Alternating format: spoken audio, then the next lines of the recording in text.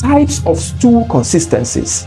Their causes and my recommendations. Number 1, if your stool is soft, smooth, and sausage-shaped, then it is normal. Number 2, if your stool is sausage-shaped with cracks, it is also normal.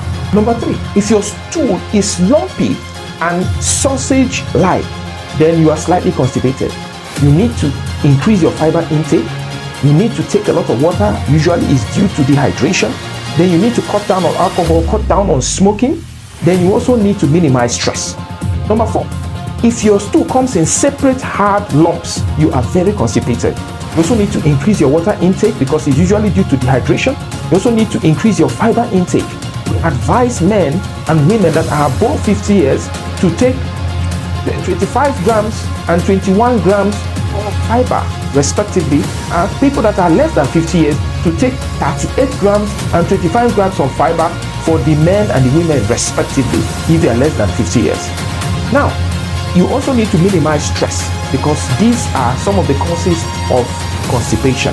Number 5, if your stool comes in soft blobs with clear-cut edges, then you also lack fiber.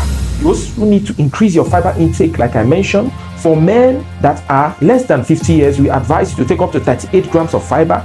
For women that are less than 50 years, we advise them to take up to 25 grams of fiber. For men that are above 50, we advise them to take up to 25 grams of fiber, while women that are above 50, we advise them to take up to 21 grams of fiber.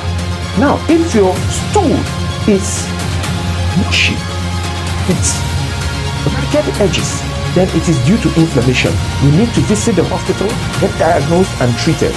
Number 7, if your stool has a liquid consistency with no solid pieces, it is also due to inflammation or diarrhea. You need to visit the hospital, get diagnosed and treated. I remain Dr. Uche Frederick. Investment in your health is your wisest decision.